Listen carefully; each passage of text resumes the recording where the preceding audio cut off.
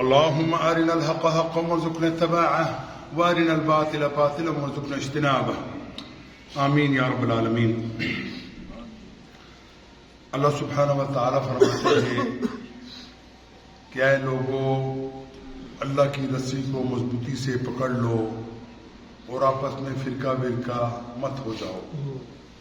یعنی حکم کیا ہے کہ آپس میں محبت ہو، آپس میں اخوت ہو، آپس میں ہمدردی ہو، پیار ہو۔ یہ مطلوب ہے ہر مومن سے، ہر مومن کے لیے۔ اور جس چیز سے اختلاف بنتا ہے، نفرتیں بنتی ہیں، ان چیزوں کو چھوڑ دیا جائے۔ آپ کو معلوم ہے ہمارا ملک پاکستان ایک جمہوری ملک کہلاتا ہے۔ جمہوری ملک کہلانے کا مطلب یہ ہے کہ ہم عوام کی حکومت کا ایک ہمارے اوپر نشہ سا طاری ہو جاتا ہے کہ ہم چاہتے ہیں کہ ہماری حکومت ہو، ہمارے لوگوں کی حکومت ہو۔ اللہ سبحانہ و تعالیٰ نے اپنے رسول صلی اللہ علیہ وسلم سے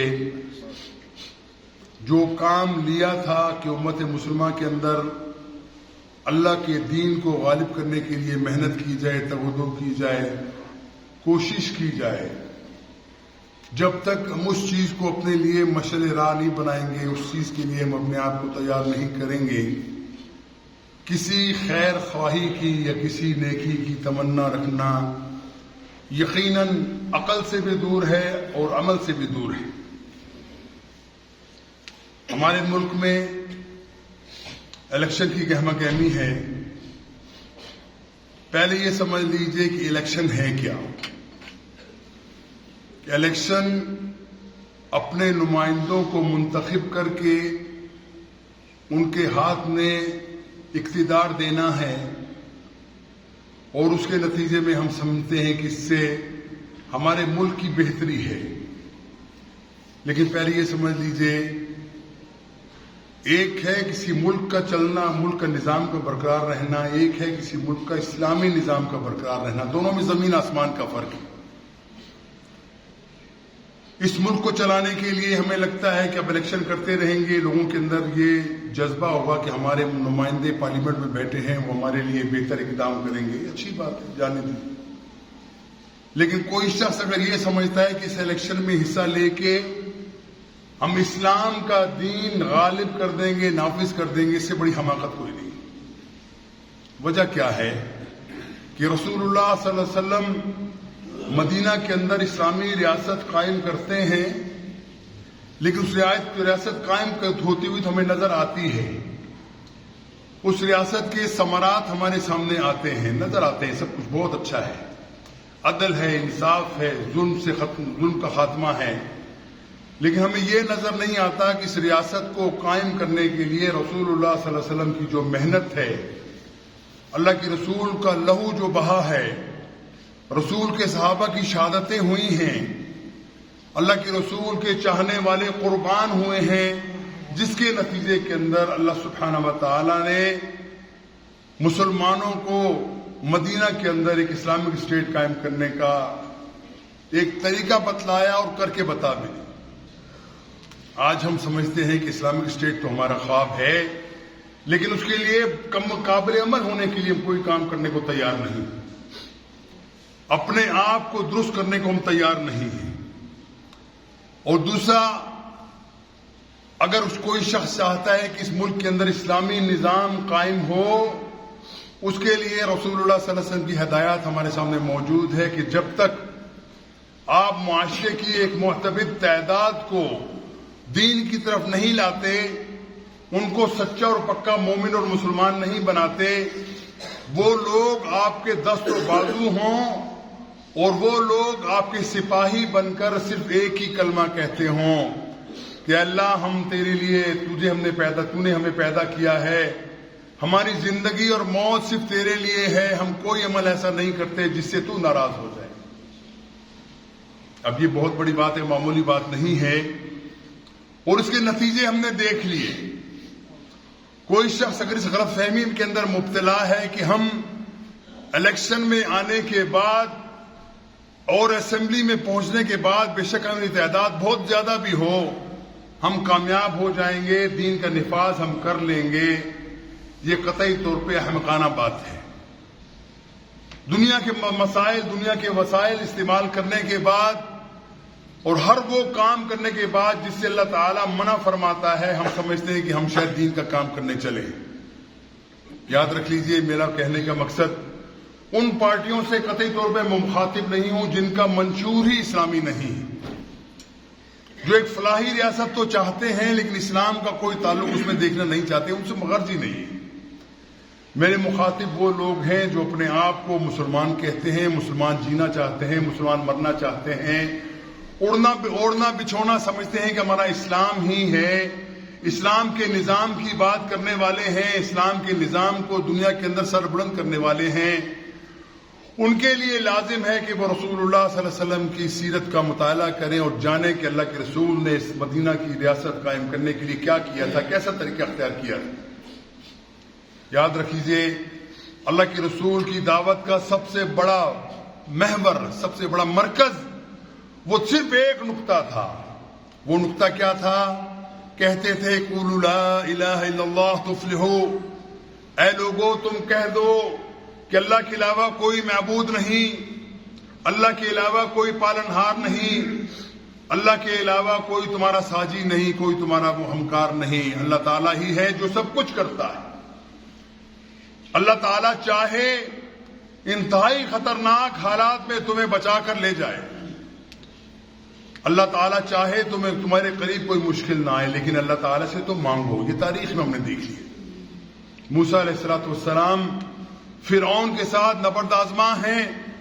فرعون جو ہے وہ اللہ خدائی کا دعویٰ کیے ہوئے ہے، وہ کہتا ہے کہ انا ربکم الاعلی، میں سب سے بڑا رب ہوں، میری عبادت کرو، مجھے رکوع و سجود کرو، میری بات مانو، ورنہ دنیا کے اندر میں تمہیں کہیں کا نہیں چھوڑوں۔ یہ خدائی کا دعویٰ فرعون کا ہے۔ اور موسیٰ کے ساتھی عین وقت میں، جس وقت موسیٰ کو تیاری کر کے فرعون کے لشکر کے ساتھ یلغار کرنا ہے، ہتھیار پھینک دیتے ہیں، نہیں جاتے تمہارے ساتھ۔ اذهب انت وربك قاتلا نحن هاهنا قاعدون، اے موسیٰ جا تو اور تیرا رب لڑے، ہم تو یہاں بیٹھنے والے، ہم تیرے سے لڑنے والے نہیں ہیں۔ ہم نے موسیٰ تیرے رب کے اوپر ایمان لائے، اس لیے نہیں لائے کہ تم مجھ سے قربانیاں مانگے، اس لیے نہیں مانگے کہ تم ہم سے کہے کہ فلاں کام چھوڑ دو، تلوار اٹھاؤ اور نکل آؤ باہر، اپنی گردنوں قربان کے لیے تیار ہو جاؤ۔ ہم تو آئے تھے کہ ہمارے دنیا کی آسائشیں تو ہمیں لے کے دے گا، اپنے رب سے لے کے دے گا۔ سوچ لیجئے حواری کیا کہتے ہیں، یہ نہیں کہتے کہ ہمارے رب سے لے کے دے، کہ اپنے رب سے تو لے کے ہمیں دے گا۔ اب تو معاملہ بگڑ گیا بالکل قطعی طور پہ، ہم تو کچھ سمجھ کے آئے تھے، تو ہم سے قربانی مانگتا ہے، تو ہم یہ کرنے والے نہیں۔ جو حواری موسیٰ علیہ السلام کے ساتھ تھے، اللہ تعالیٰ نے ان کو کیسے بچایا؟ عقل دھنگ ہے۔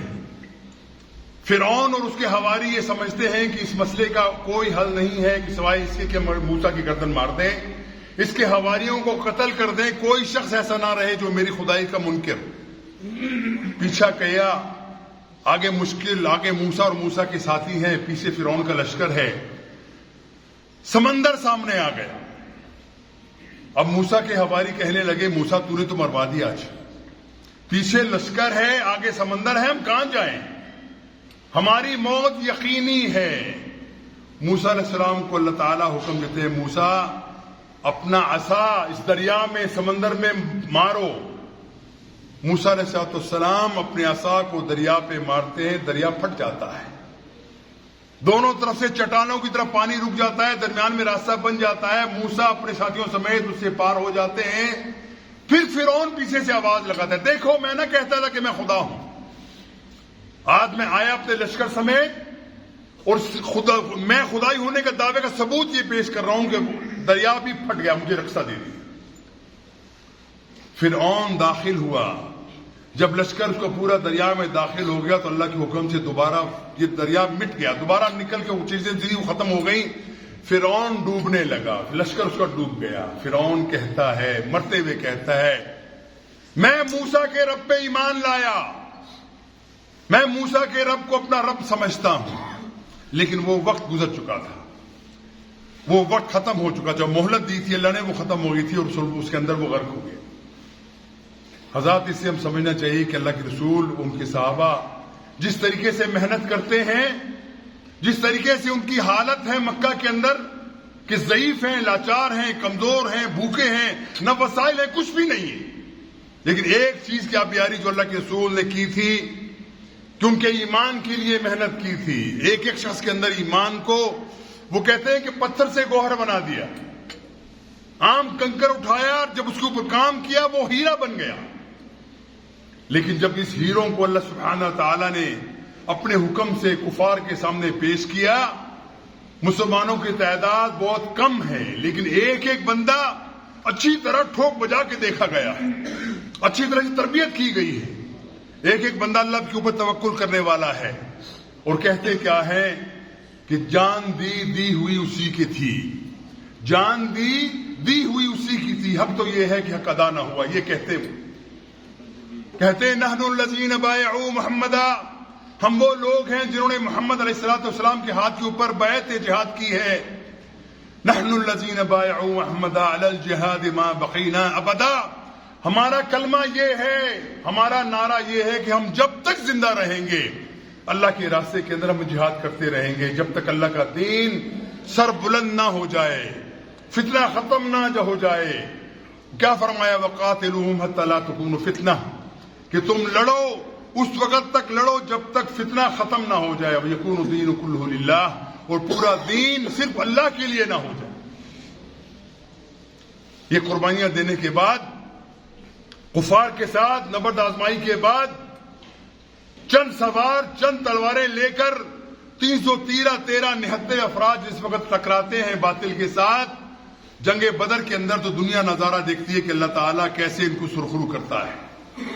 جیسے فرعون کا لشکر ڈوبا تھا، آپ قریش مکہ کی لاشیں میدان بدر کے اندر بکھری پڑی ہیں، اور وہ شخص جو انتہائی غیرت مند سمجھتا تھا وہ اللہ کے رسول کا سگا چچا تھا، ابو جہل، جس کا ارادہ یہ تھا کہ اللہ کے رسول کو نعوذ باللہ قتل کر دیا جائے تاکہ تمام مسئلے ختم ہو جائیں. لیکن دیکھیے غیرت کی بات غیرت ہے، جو اس کا عقیدہ جو بھی ہو، جب اس کو قتل کرنے کے لیے آئے تو کہنے لگا میری گردن کو ذرا نیچے سے مارنا، جب میری گردن اٹھاؤ گے تو پتہ چلے کسی قریشی سردار کی یہ گردن. اور کہتا کیا ہے اپنے عقیدے کے اندر کتنا پختہ ہے، یہ کافر ہے لیکن کتنا پختہ ہے کہ کہتا ہے کہ یاد رکھو اگر میں جھوٹا ہوں اللہ میرے اوپر پتھروں کی بارش کرے، اور اگر میں سچا ہوں اللہ تعالیٰ ہماری مدد کرے. یہ اس کو اتنا گمان تھا، اس کو اتنا بھرم تھا کہ میں بالکل سچا ہوں، میں راستے پہ ہوں، اور محمد علیہ السلام ہمیں قوم کے اندر اختلاف ڈال رہے ہیں. یہ تمام قربانیاں دین قائم ہوا، اور دین قائم ہونے کے ساتھ ساتھ اللہ تعالیٰ نے ایسا معاملہ پیش کیا، ایسا معاملہ وہاں بن گیا کہ اللہ کے رسول صلی اللہ علیہ وسلم کے جتنے دشمن تھے وہ سامنے کھل کے آ گئے. انہوں نے سمجھا کہ ہم تو مذاق سمجھتے تھے، یہ بندہ تو واقعی امت کو مسلمان کو ایک جوڑنے چلا ہے. یہودی خاص طور پہ قریش مکہ بطور خاص اس معاملے کے اندر پیش تھے کہ ہم کس طریقے سے یہ جو نظام قائم کیا گیا ہے مدینہ کے اندر، چھوٹی سی اسٹیٹ بنا دی گئی ہے جس کے اندر امن ہے، جس کے اندر انصاف ہے، جس کے اندر ظلم کا کوئی شائبہ موجود نہیں ہے، ہم اس کو الٹ دیں، پلٹ دیں، اس کو نیست و نابود کر دیں. لیکن جب اللہ چاہتا ہے کوئی اس کے سامنے پر نہیں مار سکتا. اور یہی کہا یریدون لیطفئوا نور اللہ بافواہہم، یہ لوگ سمجھتے ہیں کہ اپنی پھونکوں سے ہم اس نور توحید کے چراغ کو بجھا دیں گے. واللہ متم نورہ، اللہ تعالیٰ اپنے چراغ کا اتمام کر کے رہے گا، اس چراغ کو ہمیشہ جلتا چھوڑے گا. ولو کرہ الکافرون، تاکہ کافروں کو کتنا ہی ناگوار کیوں نہ گزرتا. اس طریقے سے مدینہ کی ریاست قائم ہوتی ہے. اور آج ہم دیکھتے ہیں کہ ہمارے ملک کے اندر دوبارہ وہ ڈفلی بجائی جا رہی ہے کہ ہم دوبارہ اسلام کا نظام لے کر آئیں گے، جمہوریت کا نظام ہوگا، یہ ہوگا وہ ہوگا. اپنی بات اپنی جگہ. میں نے پہلے کہا کسی ملک کے برقرار رکھنے کے لیے شاید آپ سمجھتے ہوں کہ جمہوریت اور انتخابات ضروری ہوتے ہوں گے، چلو ہمیں کوئی اعتراض نہیں، لیکن دین کے لیے معاملہ ایسا نہیں ہے. اس کی وجہ کیا ہے؟ اس انتخابی نظام کے اندر جو ہمارے اوپر مسلط کیا گیا ہے کاؤنٹنگ دی ہیڈز والا معاملہ، جس کے اندر ہم بندوں کو گنتے ہیں تولتے نہیں ہیں. وہی بتایا لیکن آپ نے بڑی پیاری بات کہی تھی کہ یہ جمہوریت وہ نظام ہے جس میں بندوں کو گلا کرتے ہیں، تولا نہیں کرتے. اس کے اندر اس نظام کے اندر آپ دیکھیے جو بندہ جتنا بڑا بدماش ہے، جتنا بڑا لٹیرا ہے، جتنا بڑا ڈاکو اور چور ہے، وہ اربوں روپے لگا دے گا اپنی سیٹ حاصل کرنے کے لیے، وہ کامیاب ہو جائے گا۔ آپ جیسا یا میرا جیسا شخص انتخاب کا کوئی سوچ سکتا ہے کہ ہم جیت کے آگے آئیں گے اور کچھ کر لیں گے؟ ممکن نہیں۔ وہ ایک ایک بندے کو 1-1 لاکھ روپے میں ووٹ دے دے گا تو ہم کہاں سے نہیں دے سکتے؟ اس کا مطلب یہ ہے کہ یہ نظام ان لوگوں کے لیے ہے جو لوگ اپنے پاس پیسہ رکھتے ہیں، مال رکھتے ہیں، وہ لگاتے ہیں اور نکال دیتے ہیں۔ دوسری اہم بات یہ رکھ لیجئے کہ اس نظام کے اندر، مثال میں دیتا ہوں، کسی کے دل پہ بات لگ نہ جائے، اس نظام کے اندر جو ووٹنگ کا سسٹم ہے، اس کے اندر کوئی ذاتی اخلاق کی بات نہیں کی جاتی۔ ایک بے دین آدمی ہے، اس کا بھی ایک ووٹ ہے، ایک بڑا دیندار تقوی والا بندہ ہے، اس کی بھی ایک ووٹ ہے۔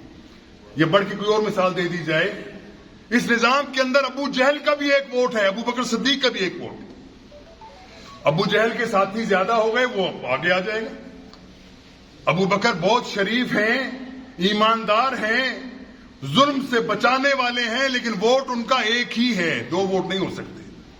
لیکن ایک اور فرق بھی ہے، ابو جہل کیونکہ بدماش ہے، اس کے بعد طاقت ہے، قوت ہے، زوم ہے، وہ 4 بندے خرید بھی لے گا آپ سے، 4 بندوں کو پیسے دے کے ووٹ اس سے لے لے گا۔ لیکن ابو بکر شریف آدمی ہے، وہ تو ایک ہی ووٹ پہ گزارا کریں گے، بے ایمانی کا تصور ان کا نہیں۔ اس نظام سے کیا نکلتا ہے؟ اس نظام سے شر کے علاوہ کچھ نہیں نکلتا۔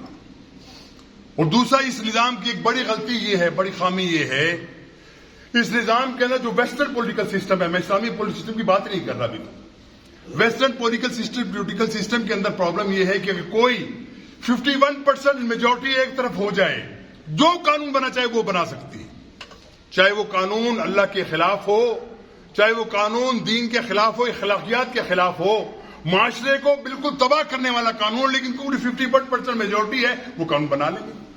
اور یہ بنایا گیا معاملہ۔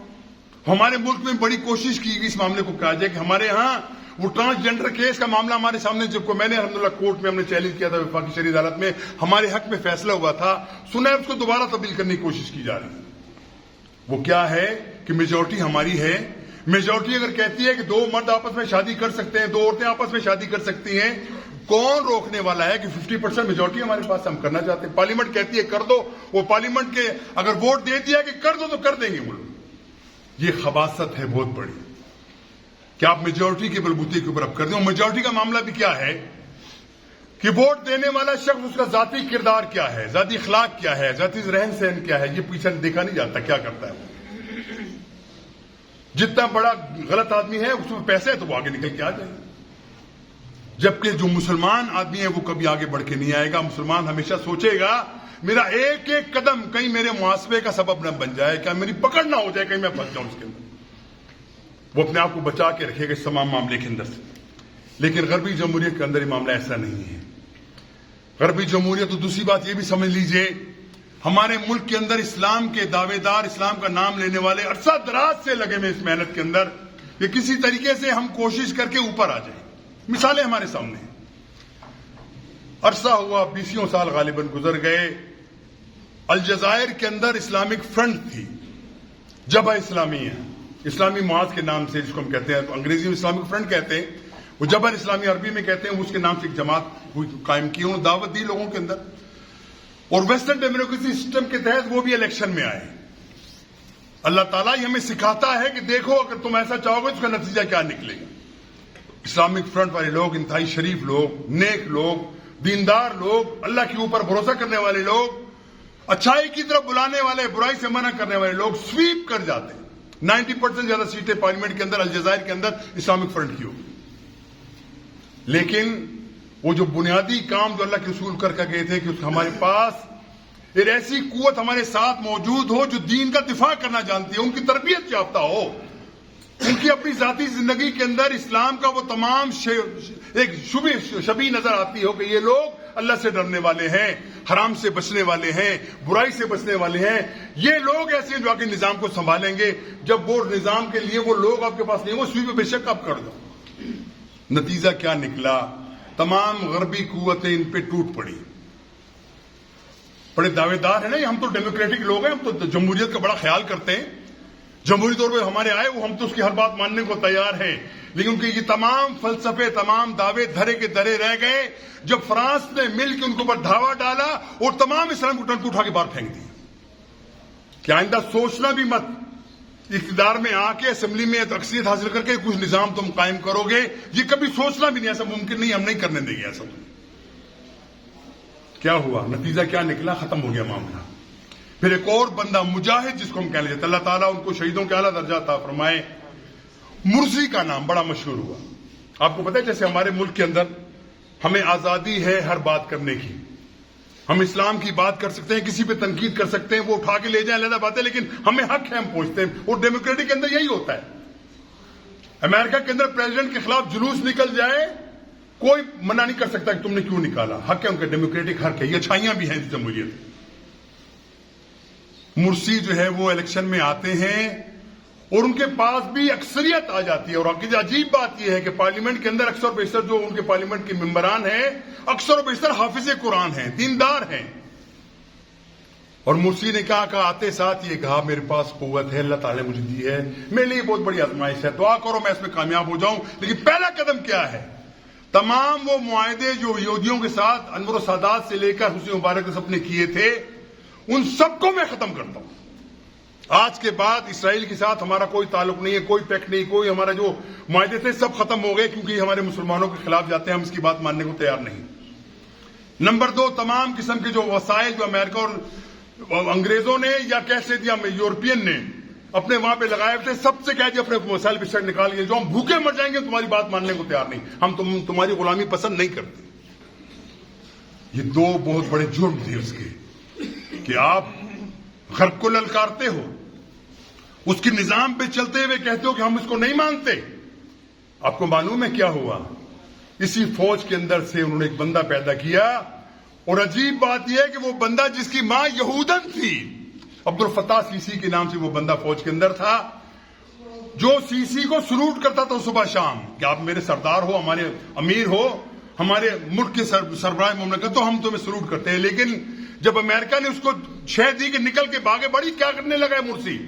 یہ مرسی تو للکار رہا ہے پوری دنیا کو، یہ تو اگر بھی معاملہ کامیاب ہو گیا تو پوری دنیا میں پھیل جائیں گے، مسلمان تو اپنا ایک اقتدار حاصل کر لیں گے، اکٹھے ہو جائیں گے، جو ہمارے لیے قطعی طور پہ فائدہ مند کیا بلکہ انتہائی نقصان دہ بات ہے، اس کو اجازت نہیں۔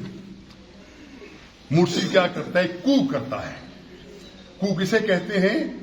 کہ اس کے ایک انقلاب لے کر آیا مرسی کے خلاف عبدالفتاح سیسی، اور اس کے بعد ایک معاملہ تحریک کا چلتا ہے۔ وہ تحریک کیسی ہے؟ عجیب سی تحریک ہے، میں حیران ہوتا ہوں کہ شاید صحابہ کے بعد اتنی بڑی تحریک کسی قوم نے چلائی ہو جیسی کہ مرسی کے لوگوں نے چلائی۔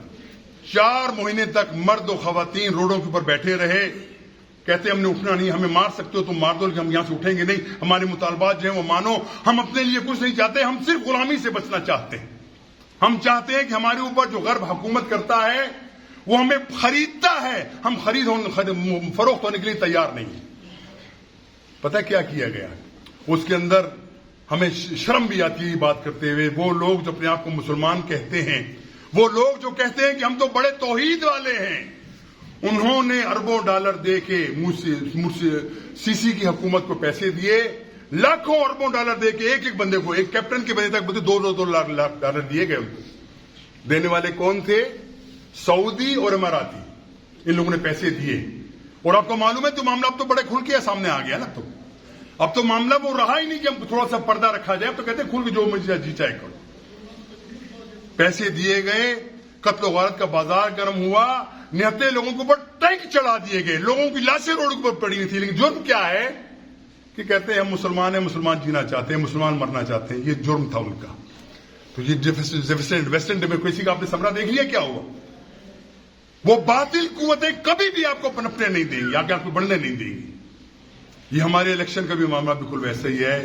جو لوگ خلوص نیت سے اس لیے کہتے ہیں، ہم اسی 2 چیزیں آپ کہیں گے تو کنٹرڈکشن ہو گیا معاملے کے اندر۔ ایک طرف میں کہہ رہا ہوں کہ الیکشن بالکل قطعی طور پہ غیر جمہوری ہے، غیر اسلامی ہے، اور دوسرے کہتے ہیں کہ الیکشن کے بغیر کام نہیں چلتا۔ یہ 2 علیحدہ چیزیں یاد رکھیے۔ ایک ہے کسی انسان کا زندہ رہنا، کسی انسان جانور کا زندہ رہنا، اس کے لیے کیا ضرورت ہے؟ اس کی خوراک، پانی، ہوا، اس کو شیلٹر چاہیے، انسان ہے تو اس کو شیلٹر چاہیے، یہ ایک انسان کی ضرورت ہے۔ لیکن ایک مسلمان اور مومن کی ضرورت ہے۔ ایمان اور مومن کی ضرورت کیا ہے؟ کہ وہ قرآن کو جاننے والا ہو، حدیث کو جاننے والا ہو، اللہ کے رسول سے محبت کرنے والا ہو، اپنے اوپر اسلام کے قوانین کو نافذ کرنے والا ہو۔ یہ بہت 2 علیحدہ چیزیں ہیں۔ ہمارے ملک میں اگر الیکشن مسلسل ہوتے رہتے اور الیکشن منصفانہ ہوتے، لوگوں کو اقتدار صحیح طریقے سے دیا جاتا رہا ہوتا تو آج ملک ہمارا دنیا کے اندر ذلیل نہ ہوتا. یاد رکھو، جو ہم کہتے ہیں کہ پاکستان جو ہے قیامت تک بن کے آیا، کبھی اس کو کوئی توڑ نہیں سکتا، کہاں ہے وہ خواب؟ ختم ہو گیا. غالباً میں اس کو 8th کلاس میں تھا جس میں بنگلہ دیش بنا ہے. کیا شعور ہوتا ہے بچے کا 8th کلاس کی، کیا ہوگی. لیکن یقین کریں، ہم کوئٹہ میں تھے، روتے تھے صبح صبح کی زبان. پتا چلا کیا وہ سب شدید سردی تھی، وہاں پہ برف باری ہوئی تھی. ہم تمام دوست باہر نکلے، پتا چلا کہ یہ معاملہ ہو گیا. ہم چیخیں مار مار کے روتے، ہمارے ساتھ ہوا کیا ہے؟ وجہ کیا تھی؟ اس ویسٹرن ڈیموکریسی کے اوپر ہم نے عمل نہیں کیا. الیکشن ہوا، شیخ مجیب الرحمان جس کو غدار کہتے ہیں وہ غدار نہیں تھا، وہ آخر وقت تک پاکستان کا مخلص تھا.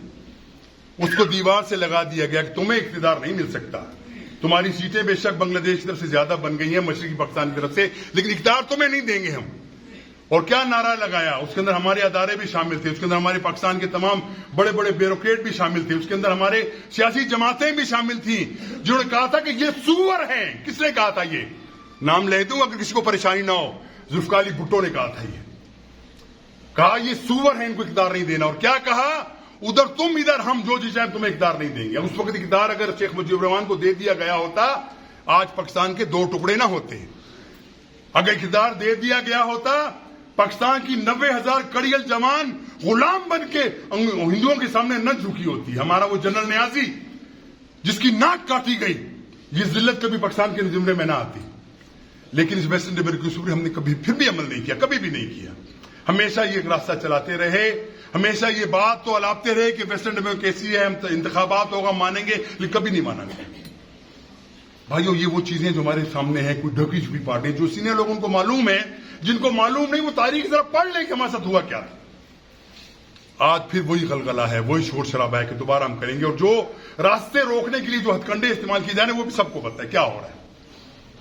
ہمارے چیف جسٹس صاحبان تک اب یہ بیان دینے پہ مجبور ہو گئے کہ ہمیں کام کرنے نہیں دیا جاتا.